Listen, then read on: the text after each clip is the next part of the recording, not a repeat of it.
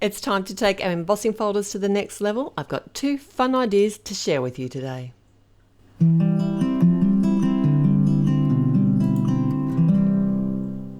Hello and welcome to another Take 2 with Therese at Altenew, and today I'm going to be making 2 cards using the Imaginary Jungle 3D embossing folder. And this is a lot of fun. It's quite a unique design, and it does have a set of coordinating simple colouring stencils.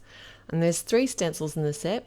I'm going to start by using the stencils because what I thought I could do today was create a watercolour panel using the Woodless Watercolor Pencils and the stencils. Now this is something I've never tried before. I have used watercolor with stencils before with success. The thing is, if you like everything to be perfect, this is probably not the technique for you, but hold on. I have another idea coming up real soon that you will probably prefer, but it's nice to be able to stretch our supplies. I'm using some of the watercolor paper pad here, and I have cut it bigger than I need because I'm not sure which section of the card which section of the panel I'm going to be using. But basically what I'm doing is holding the stencils in place, adding the pencil color, a few colors at a time, and then I'm going to come in with the water. Because I've added multiple colors at once, I don't need to add a lot of water, so this technique is good in the fact that it does dry quite quickly, so it does give you time to head on to the next stencil so you're not hanging around waiting for too long. The other thing you could do is use your heat tool to dry it. And the great thing about adding a few colors at once too, it gives you that variation of color really easily. Actually, I was surprised at how easy this all came together. I didn't add too much water to my brush, but I wanted to add enough that it kind of does break up the pencil marks that are on the cardstock, but I was trying not to be too pedantic with this. And I have got all of the colors that I've used today and all the products that I've used linked in the description below, but you can also find them linked at the blog, and there you can find lots more details and pictures, and it'd be nice if you pop over and say good day. I'll put that link in there as well. So I chose a couple of different colors for the flowers and used 2 tones on each flower, a darker one on the base and a lighter one sort of more for the top and the center. Now I could have come in and added a 3rd color. You can do whatever you want.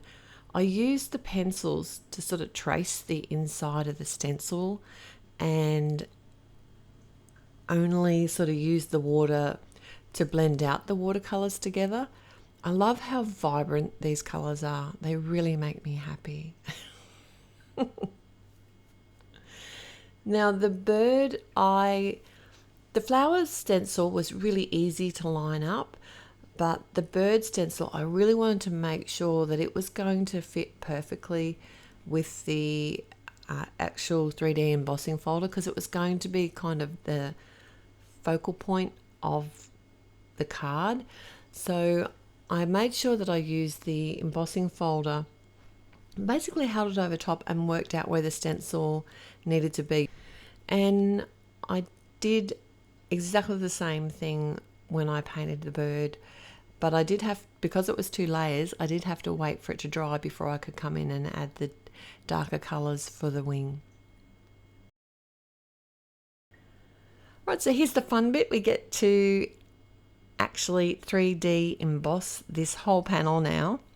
So it's as simple as lining up the pattern with the 3D embossing folder, and you can see there that the Altenew branding is on the front. That means that that's going to be the embossed side. That's the one that you want facing up. It's easy to work this out because you've got the pattern there to guide you. I did take my time lining it up and did give it a spritz with some clear, clean water and then ran it through my Big Shot. My best sandwich is tab 2, the embossing folder, and just 1 plate. How sweet's that? Now see, I haven't actually coloured the dots as yet. I just wanted to add a couple of details. I did use a fine liner pen for the eye and one of the artist markers to add some on the embossed areas. On the wing of the bird, I just added the feather markings in. And with the dots on this folder, I wasn't really sure what I wanted to do with them, and I didn't want to paint them with watercolour because I was worried about it seeping underneath if I had to add too much water, and they're such small areas. So I just ink blended them after I'd done the embossing. I cut the panel down, added it to the front of a side fold card, and then decided to add a fine frame from the cover die, and this is from the brushed gold, along with a sentiment from the Versatile Greetings die set. Look at this, no stamping at all in either card today.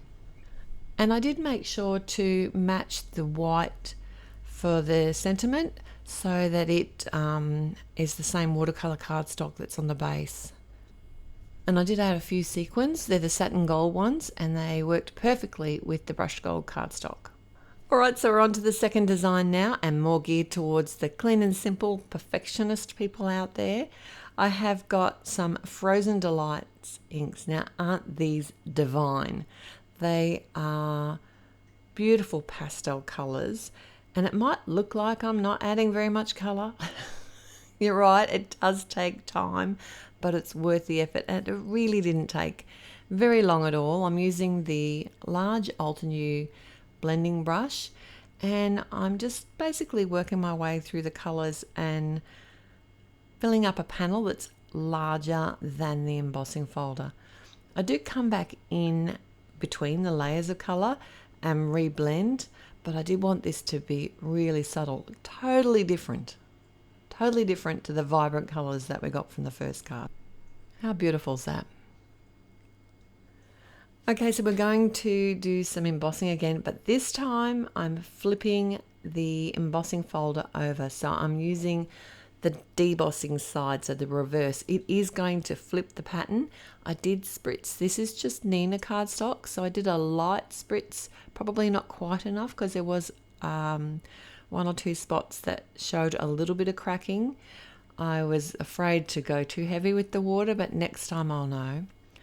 And because this is such a debossed pattern, I have used the ultra sticky, the 1/2 inch from Altenew, their tape. That's just going to give more stick to the front of my side fold card. It's an A2 card. And then I'm layering up another sentiment from the Versatile Greetings set, and very clean and simple. I'm just going to add some liquid glue to hold that in place. Like I said, this is quite a debossed 3D pattern here, so I want to make sure that the pieces that do touch the cardstock are going to have a strong adherence. Is that a word? Glue? So liquid glue usually works really well, and it gives me some time to kind of move it around and make sure I'm happy with the placement. I've added a sub sentiment here, which I did only layer up a couple of times, so it doesn't sit as high as the first sentiment, which had 4 layers, and that's from the Sweet Sentiments die set. So look at that dimension, it's just awesome, and those beautiful Frozen Delights colour. I got to say, I think this one's my favourite today. I don't mind the woodless pencils. It was a fun technique to do in the stencil. I'd like to know which one's your favourite today. Let me know in the comments below. Thanks so much for joining me. Till next time, bye.